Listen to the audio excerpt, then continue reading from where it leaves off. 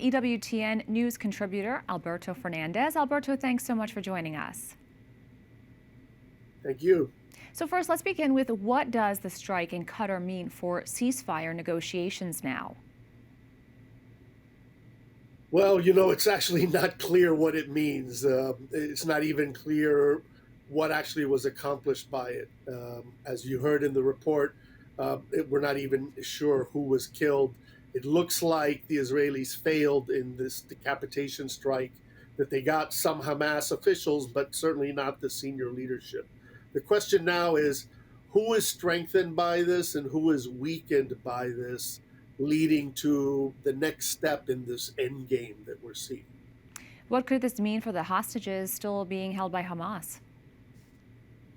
Well, obviously, many are concerned that it could be much worse for them. Their situation is already terrible. However, they are the one trump card. They are the one valuable commodity that Hamas still maintains. So it's in their interest to keep the ones alive, and to hold on to them for their value in trading for their own people and kind of political advantage.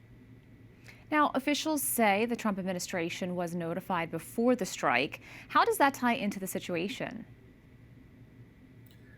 I'm sure they were, but of course, what is not mentioned is how long before the strike were the Americans notified. It could very well be that the Americans were notified just a very short period of time before the actual strikes. Maybe the planes were already on the way. Maybe the missiles were already on the way. So there's this ambiguity, which I think both the Israelis and the Americans want to maintain for obvious reasons. But the Israelis, I think, are probably a little irritated that the administration has been quite open with its unhappiness at the operation. Certainly, a lot remains unclear. Do we know yet how Qatar might respond to this attack? And what about regional neighbors in the area? Regional neighbors, including critics of Qatar, have rallied to it. So you have regimes in countries like Saudi Arabia or like the UAE, who have been critics of Qatar in the past, have rallied to its defense and expressed solidarity with the Qataris. The Qataris said that they're out of the negotiation business as a result of the attack. But those were early words, and obviously it'll be interesting to see what the Americans say to the Qataris in the next day.